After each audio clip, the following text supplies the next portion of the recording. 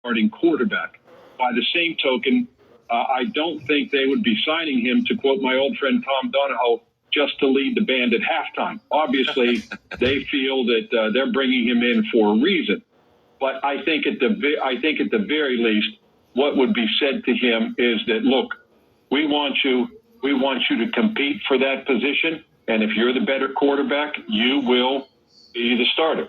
I think they would say that to him. I think that would be their intention. I don't think they'd be selling him a false bill of goods, but I would be a little surprised. I don't want to say out of respect to Kenny Pickett, but I think they would at least go in publicly with the notion that, Kenny Pickett is the starter until proven otherwise, but understanding that, Russell Wilson might be what they need right now to get to the postseason, more importantly, to win a playoff game, something they haven't done in 7 years. And, the owner of the team, Art Rooney II, said after the season that effectively, our patience is running thin for winning a playoff game. 7 years without one, that's the longest drought in franchise history.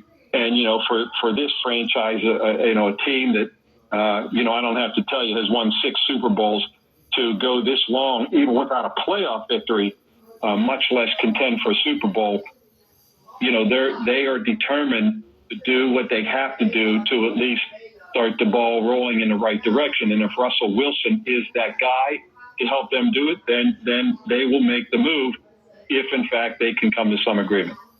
Jerry Dulac from the Pittsburgh Post-Gazette is our guest here on Game Night on ESPN Radio on the ESPN app. Mike Tomlin, I can see why he would want Russell Wilson to do everything that you just mentioned. On the flip side of things, is there some folks in that building, in the front office, that you believe want Kenny Pickett to win the job?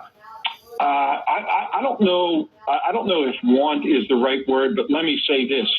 They pinned a lot of their hopes this past season on Kenny Pickett's development. They thought what they saw in the final 9 games of his rookie season when they went 7-2. Now, I understand Mitch Trubisky won one of those games, but the way he finished the season with last-minute victories, game-winning drives against the Raiders and the Ravens in back-to-back weeks, I think gave them cause for a lot of hope and optimism and anticipation for 2023, and it just didn't pan out. That development wasn't there.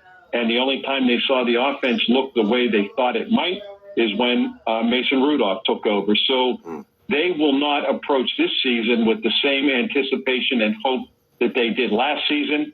So, again, I don't know that they necessarily want to see him, succeed.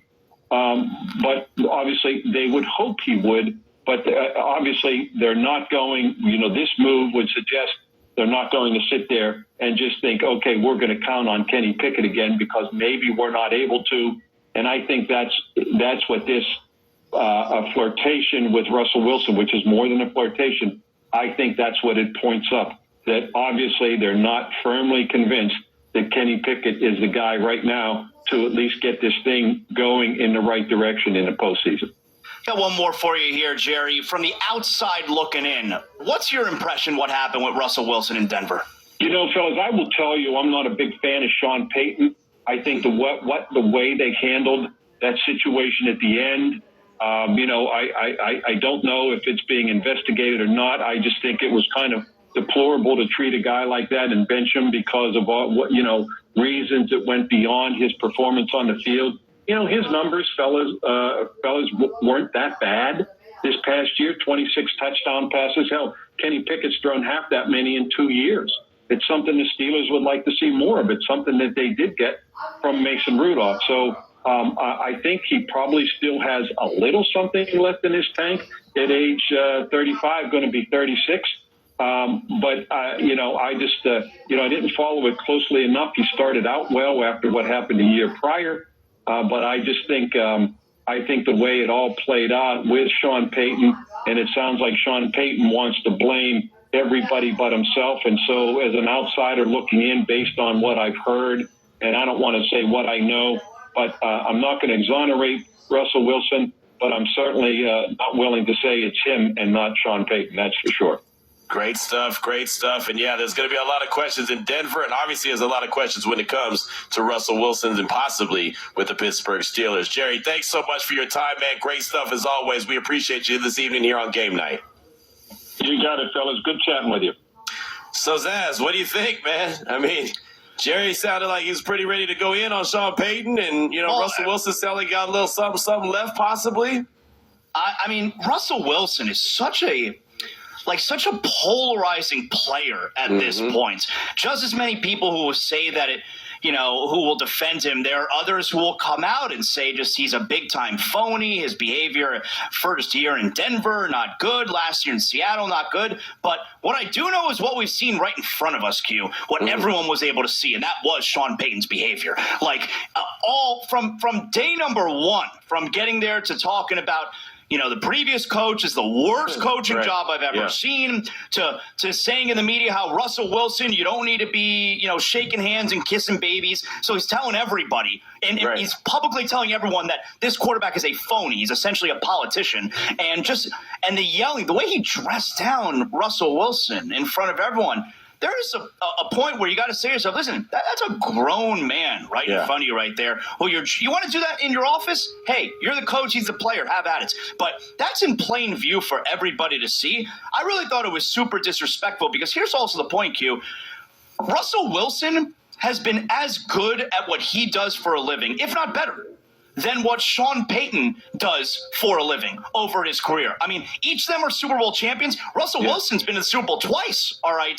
So I hated Sean Payton's behavior the entire season. And I also believe that by moving on from Russell Wilson now and that dead cap being essentially half of the salary cap, it's almost like a built-in excuse for Sean Payton to have another lousy season. It was like, hey, I didn't sign that, guys. It's not my problem we had half a salary cap that's in dead money. I feel like it's a nice built-in excuse for the coach. Well, that's what he did last year, right? You mentioned talking about the previous coaching staff and the worst coaching job ever, and he even blamed the excuse me.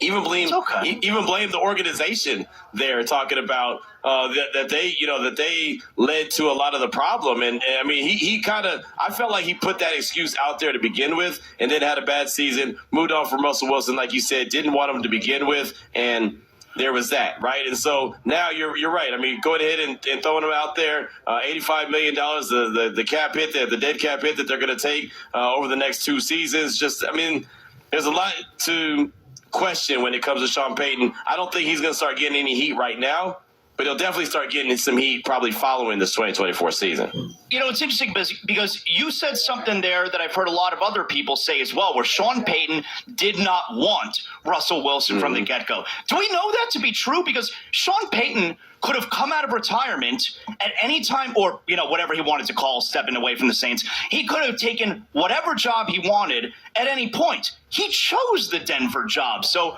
are we sure that he did not want Russell Wilson from the get-go? It didn't feel like it. It sure didn't feel like it, right? It definitely didn't feel like it. So, I mean, I don't know. Obviously, I'm not in his head. I know that he took that Denver money. I know he took that Walmart money and was happy to roll with it, right? I don't know. I thought he was going to end up in L.A.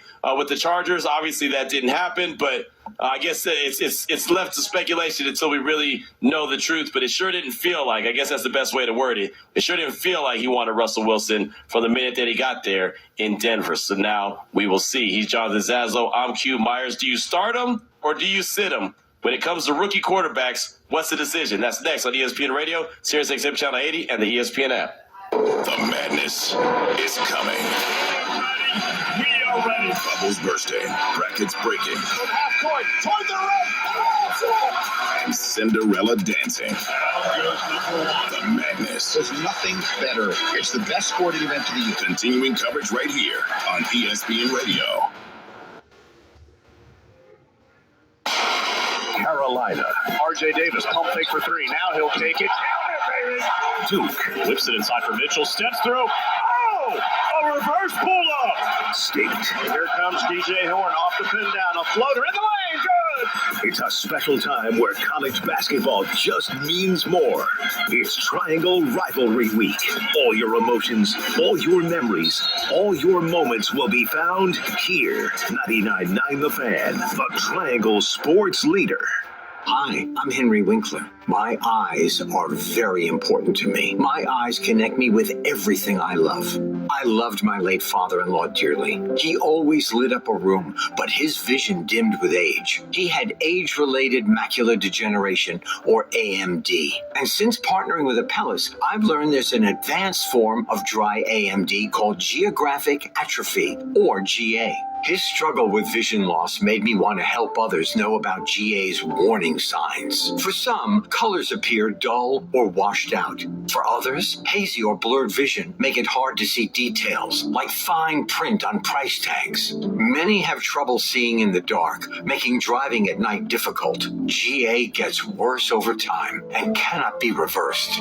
If you think you have GA, don't wait. Treatments are available. Ask a retina specialist about FDA-approved treatments for GA and go to GAWon'tWait.com. Tim Donnelly here, and I want to let you know March is a critical time to check your home's windows. Call the pros at Window Nation. Right now, for every 2 windows you buy, you get 2 windows free, plus 0 down, 0 interest, and no payments for 24 months. Call 866-90-NATION or visit windownation.com now.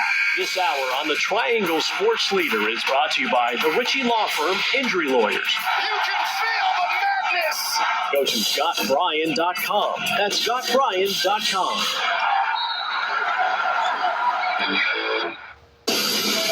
I don't mean to be derogatory, but the problem is with your 16 callers is none of them have an IQ above 16. Oh, find on. Weekdays at 3 Eastern on the ESPN app and the SEC network. Friday, Carlin versus Joe is at an NBA Finals preview between the Nuggets and Celtics. And the darling of the NFL regular season could be set to steal the show in NFL free agency. It's Friday, Carlin versus Joe, noon Eastern, ESPN Radio and the ESPN app. The NWSL is so on, and now it's on ESPN.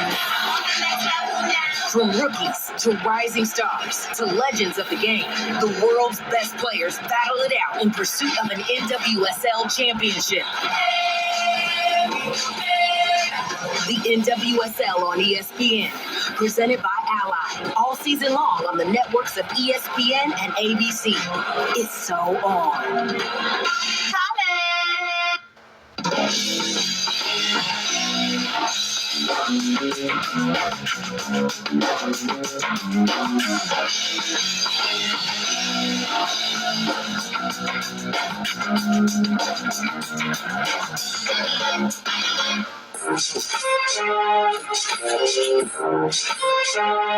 Just a few minutes away from talking about some rookie quarterbacks. Do you start them or do you sit them? It's Game Night on ESPN Radio, the ESPN app, Sirius XM Channel 80. We're presented by Progressive Insurance with Jonathan Zaslow. I'm Q Myers. NBA update. Got to get you an update real quick on this game that could be a finals preview between the Nuggets and the Celtics right now in the second quarter, 44-41. Denver is on top, and Jamal Murray hit a nice shot before the buzzer, before the second quarter. Well, right before the first quarter expired, hit a nice little buzzer beater, man. And, so Denver is up by 3 points over Boston early in the second. It's rare that you get an NBA game, with the way the players treat the regular season now, it's rare that you get a game like this one, which feels like it's got a little bit of extra significance. You can tell the Celtics are really into this game. Jason Tatum had a technical foul earlier in the game. Nice. And Denver wants to prove that, they're still the big bad. So I dig it. I think we're going to have a good finish to that one tonight. Yeah, this is one of those games where you have an opportunity to prove who you are, and they know that they're the 2 baddest teams in the league, and they're the odds-on favorites to be in the NBA Finals. So a nice little preview that we're getting. Again, the Nuggets up 44-41, about 6:36 left to go in the second quarter. Also want to give you an update on Minnesota Timberwolves star Karl Anthony Towns. According to our Adrian Wojnarowski, Towns is going to undergo surgery to repair a torn left meniscus and will be reevaluated in a month. As expected, Towns will return by early in the Western Conference playoffs. It stinks because it's a team it's a franchise that's never been any good. Like one time, and it was about 20 years ago. You had Garnett, Sam Cassell, Latrell Sprewell. I think they were the number 1 seed that year. They were really good. And except for that 1 year, they've never been worth anything. And this year, especially coming off last year, which is a real disappointment, this year, they're totally a contender. And now you really don't notice the status of Karl Anthony Towns, because even if he comes back for the playoffs, it's not like you got a whole lot of time to work him back. That Western Conference is a bloodbath. Yes, it's wild, Zaz. Looking at the Minnesota Timberwolves, I think about the Philadelphia 76ers, and what I mean by that is Joel Embiid was playing at such a high level, and then he gets injured, and it's like, man, what could have been that team? Now Towns and the way the Timberwolves are playing, obviously they're still in first place. They're going to be in the playoffs. But if he's not able to come back right away, you kind of look back and say, man, what could have been? So injury is always unfortunate, but we also know injury is part of the game. We'll continue to update you on the Nuggets and Celtics. It's Game Night on ESPN Radio, the ESPN app, SiriusXM Channel 80. We're presented by Progressive Insurance. Is Caleb Williams the type of rookie quarterback who should be starting right out the gate? He needs some time. He needs to get under center. He needs to understand how to throw on time, on platform, from the pocket. What he can do off platform is what makes him so exciting. But he is a guy that I don't think can be a starter on day one. You're going to say, we're going to draft him first overall. But you know what, dog? Don't trip. Sit down. I wish you would. You do that, that's going to be malpractice. You should be fired. Your wife should never get a job. And your kids should be kicked out of school. Wow. That's rough right there, Q. Ryan Clark is throwing it out. That's rough. Yeah, man, that's a rough call that's right there. Punitive. You make a decision that affects your wife's job and your kids' schooling, that's when you know. Kids can't go to college now? Right. That's when you know it's a big problem. But Zaz, to the point of it, it is one of the biggest debates that goes along in the NFL. When you draft a rookie quarterback, do you start him or do you sit him? And we've seen both, and we've seen both work. And we've seen both fail, right? I mean, so it's just like, I don't know if there's an exact science to what a team should do when they draft somebody as high as they do or draft them first overall. Well, the first thing that comes to mind for me is, okay, we're throwing around the term generational quarterback with Caleb Williams.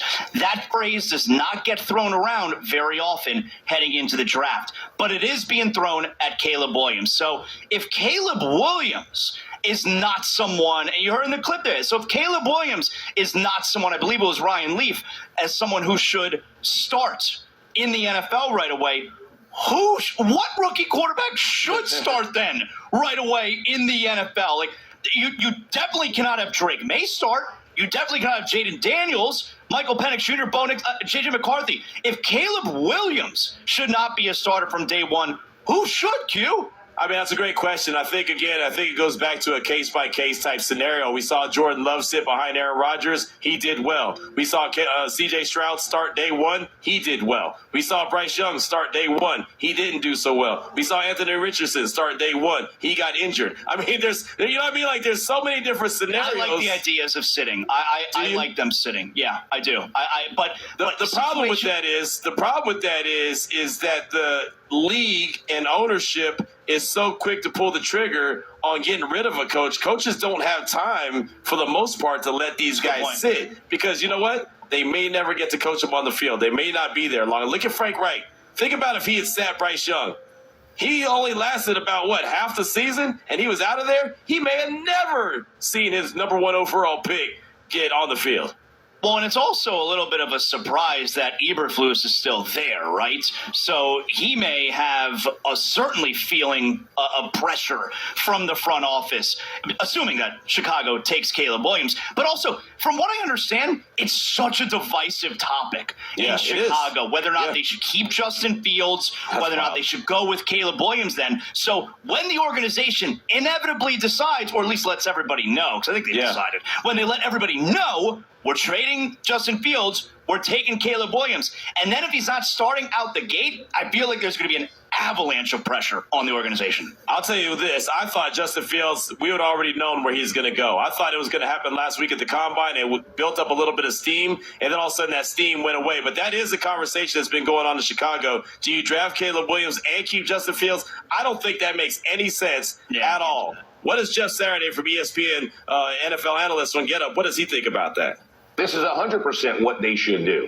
And listen, I understand what everybody thinks. Caleb Williams is, he's the next greatest quarterback. He's C.J. Stroud or he's Patrick Mahomes or the reality is it's an inexact science. And if you know what you have in Justin Fields, you potentially could have a lame duck coach. If you're the organization and you have watched what happened to Mitchell Trubisky, you have watched what has happened to Justin Fields at this point, why would you go draft the the first pick in the draft. Throw him into a very similar, if not exact situation and expect a different result. When you have a guy in the building that you can build around, and I'm not saying he is Alex Smith, but very similar to the Alex Smith and Patrick Mahomes. Allow Caleb Williams to develop, see what the game really is. How good can he be? How good can Fields be? Maybe his trade value goes way up. Because the reality is Caleb Williams is not winning a Super Bowl his first year in Chicago. Your team isn't winning it. So why don't you actually take care of Caleb Williams instead of trying to do the exact same thing you've already done and expect something differently? That was Jeff Saturday, ESPN NFL analyst on Get Up. Now the Bears, they don't necessarily, have to be a terrible team next year. They were a 7-win team, all right? Right. They weren't a terrible team last year, right? Yeah. Carolina was terrible. Yeah, they have the number one pick, not because they were the worst, because Carolina was the worst, all right? So they don't necessarily have to be putting Caleb Williams in a terrible situation. They could bring in a stopgap quarterback to be there, to be a placeholder until Caleb Williams is ready. It can't be Justin Fields, though, because then every single week, instead of the season being about hope and excitement for when we're going to see the number one overall pick, Caleb Williams, every single week it's questions to Justin Fields about Justin Fields. When is he not going to be the quarterback anymore? And that becomes their season. And it should be a season of hope, not a season where Justin Fields being peppered with questions every single week. You know, Ryan Poles was at the Combine last week, and he said he wants to do right by Justin Fields. Having him go out there and start games just to keep the spot warm until Caleb Williams is ready is not. Matter of fact, that's the exact opposite definition of doing right by Justin Fields. That's not fair at all. So that is something that just can't happen. Well, we know about the Bears and what they're going to do. We continue to fix other teams, give a little NFL offseason breakdowns. We'll do it next here on Game Night on ESPN Radio. Hey, it's your resident Super Bowl champ, Chris Candy, coming up Friday. Warriors, Mavs, and Kings. I'll tell you why none of these teams scare me when it comes to beating my Lakers in the play-in game. It's unsportsmanlike, 6 a.m. Eastern, right here on ESPN Radio, ESPN2, and ESPNU.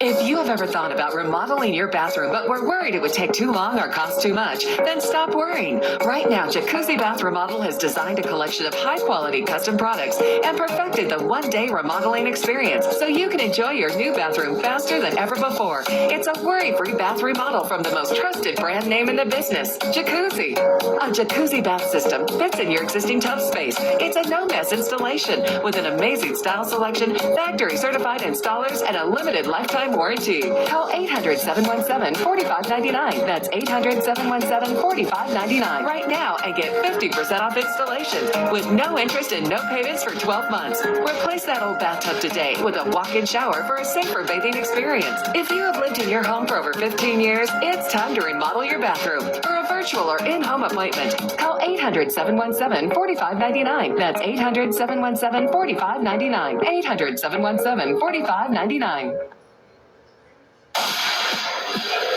Hey, it's Evan Cohen coming up Friday. I'll tell you just how many of the play-in tournament teams are real title contenders in the NBA. It's unsportsmanlike, 6 a.m. Eastern, right here on ESPN Radio, ESPN2, and ESPNU.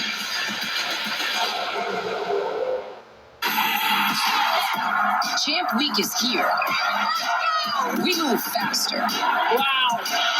They are putting it on. Fueled by more fire. And we won't let up till hardware is won. Feels like turning time. March is here.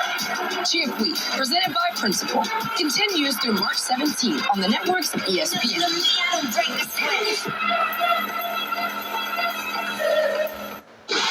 What's up, everybody? This is Freddie Coleman, and coming up on Friday, you know that everybody can't be the Celtics and the Nuggets, right? So which NBA contender do we trust the least?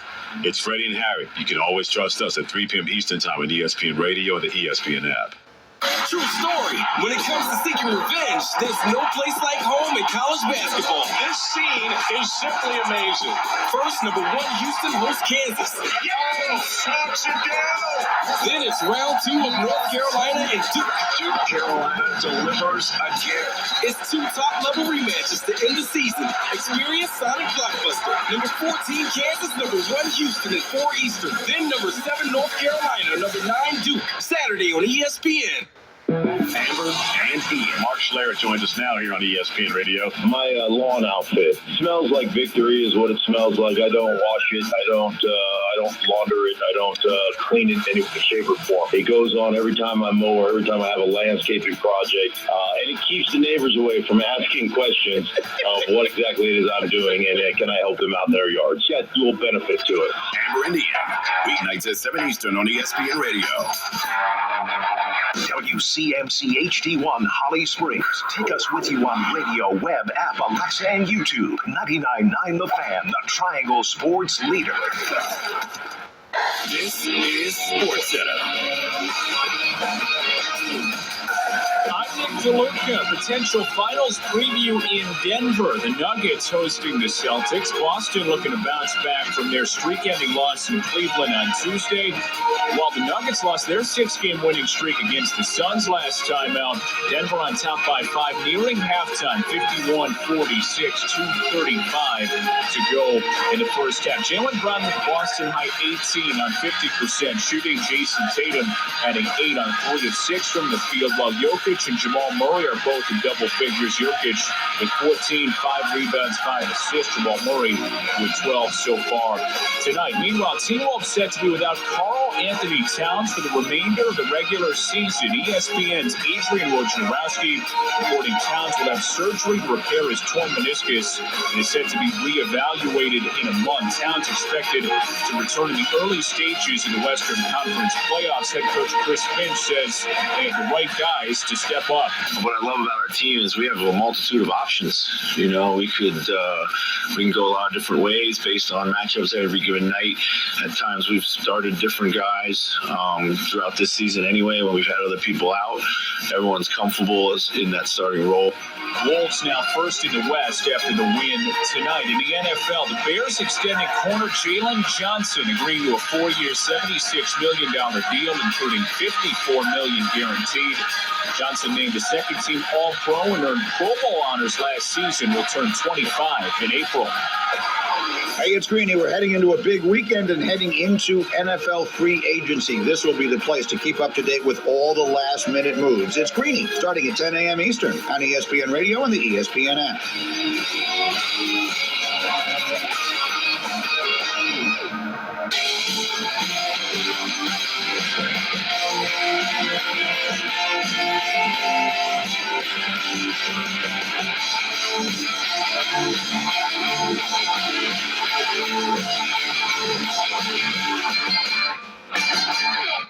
From Studio Q in Las Vegas, Nevada, this is Game Night with Q Myers on ESPN Radio. Here we go. Did you see him in that movie with Adam Sandler, where Adam Sandler plays the basketball scout and he finds the player overseas? Anthony Edwards plays almost like a bad guy basketball player. Definitely didn't see that one. You didn't see that movie? Definitely. I don't see movies. Why, you sick little moo cow. And when I do hustle myself into watching a movie, I end up going to see Cocaine Bear, and wish I had never done it. I don't even know what I was thinking. That was the worst decision of my life. Well, not the worst, but it was up there. It's in the top 5. This is Game Night with Q Myers. All night long, all night. On ESPN Radio. I don't know what's worse, me singing or getting hit with the Britney. I don't know what's worse. I really don't, Zaz. I really don't. Obviously, going to see Cocaine Bear, that was a bad decision, but that's for another day. He's Jonathan Zaslow. I'm Q Myers. It's Game Night on ESPN Radio. The ESPN app, SiriusXM Channel 80. We're presented by Progressive Insurance. You want to be a part of the show, you can always hit us up at 1-888-SAY-ESPN, 1-888-729-3776 on Twitter at Zaslow Show, at ESPN Radio, and that's your boy Q254.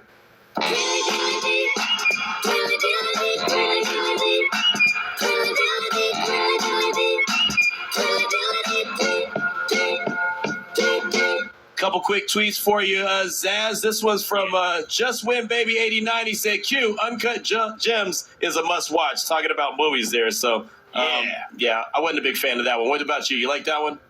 I do like that movie. And you know what? I dig the Adam Sandler movies where he's actually being an actor. I just want to be funny.